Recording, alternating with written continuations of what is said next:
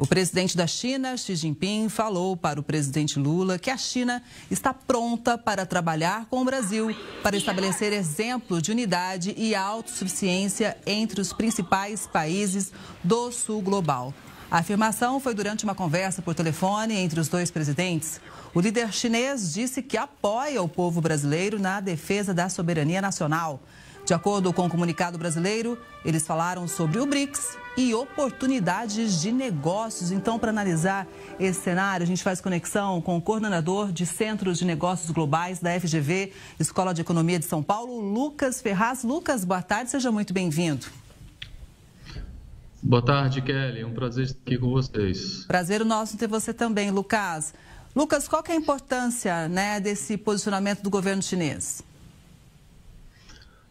Olha, Kelly, de certa forma, é um posicionamento esperado, toda essa movimentação americana, com relação à questão das tarifas, e as negociações que têm sido feitas pelo presidente Trump nos últimos meses, isso tem, de alguma forma, causado um movimento de vários países, e o Brasil é um deles, em relação a uma aproximação maior com a China, E a China, evidentemente, vem se aproveitando também desse movimento do xadrez geopolítico para aumentar a sua influência, não só nos países da região, ou nos países que são ali membros da chamada Rota da Seda, mas também expandindo o alcance da sua influência também para países ocidentais. Então, é um movimento esperado, mas um movimento que, de alguma maneira, não muda o quadro por que passa a economia brasileira. Vamos lembrar que houve um anúncio recente, no 9 de julho, do tarifaço, o Brasil ali ficou com 50% de tarifas em cerca de 54% das suas exportações aos Estados Unidos, 46% foi excepcionado, mas quando a gente tira a média tarifária, a gente ainda tem uma média tarifária da ordem de 49%, a média simples, e uma média ponderada de 33% para os exportadores brasileiros colocarem os seus produtos nos Estados Unidos. Então, é um movimento, de certa forma, como eu disse, esperado, mas eu acrescentaria também um movimento que requer muita cautela.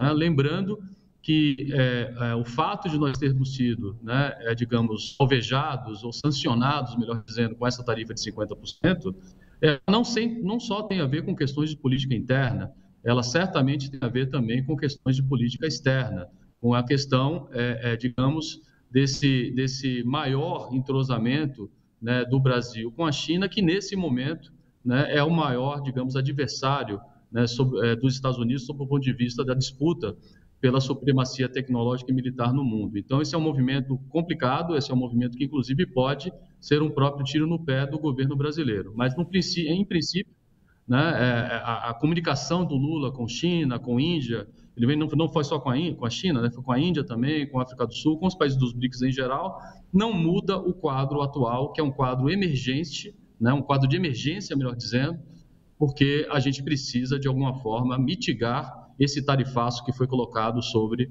a indústria brasileira. Pois é, até porque, Lucas, a situação da China é bem diferente.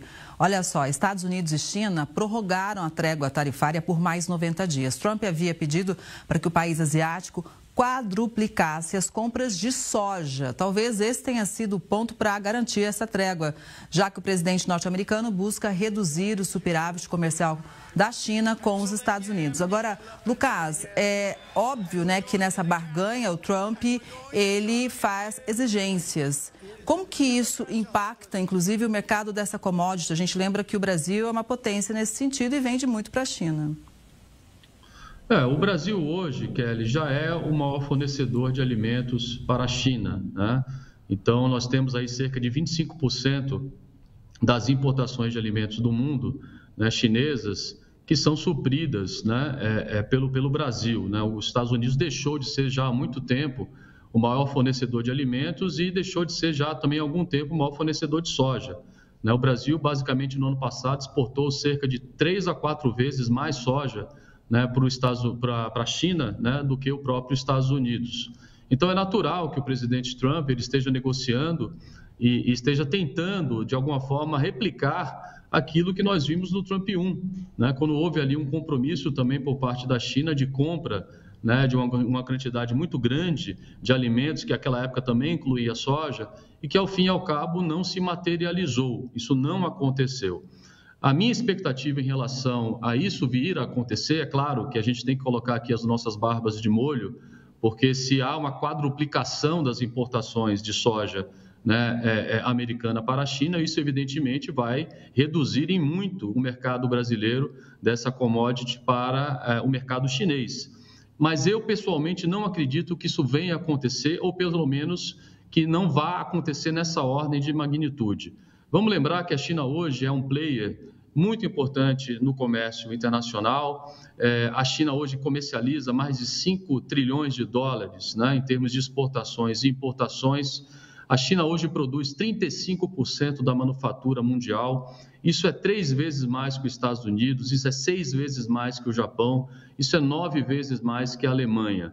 Então, nós estamos falando hoje da segunda maior potência, né, econômica do mundo, também uma grande potência militar, com um PIB da ordem de 18 trilhões de dólares, e dificilmente os Estados Unidos vai conseguir barganhar com a China, como ele vem fazendo com países, digamos, de um menor calibre econômico, né, conseguir um acordo totalmente assimétrico. Eu tenho para mim que essas negociações, né, que foram estendidas agora por 90 dias, serão negociações duras, e eu não creio que a gente repetirá, ou verá uma repetição desses acordos que vêm acontecendo, como foi o caso do acordo com a União Europeia, que foi taxada em 15% das suas exportações e foi obrigada a abrir o seu mercado, ou mesmo com o Japão, ou mesmo com a Coreia do Sul. Eu acho que a China vai tender a ter uma postura diferente, até porque ela vem se posicionando, né, como, digamos, um líder nesse mundo multipolar, nesse mundo, eu diria até bipolar, né, entre China e Estados Unidos. Ela é a segunda força hoje no mundo e ela tem o papel, na verdade, de manter, né, o sistema multilateral de comércio baseado em regras funcionando, né, operacional, ou pelo menos trabalhar em conjunto com outros países com essa mesma ideologia, com esse mesmo pensamento, para fazer essa reconstrução necessária da nossa Organização Mundial do Comércio, muito embora a China, todos nós sabemos também, que não cumpre muito bem as regras desse sistema, né? Isso é bem verdade que se diga. Mas ela está hoje nesse papel, digamos, do país mais confiável, do país, né, com regras mais estáveis, e ela tem, digamos, esse dever, eu diria até moral, de não sucumbir à coerção americana nesse momento, até para enviar um sinal, né, digamos, para os países que estão se alinhando ao redor do seu eixo.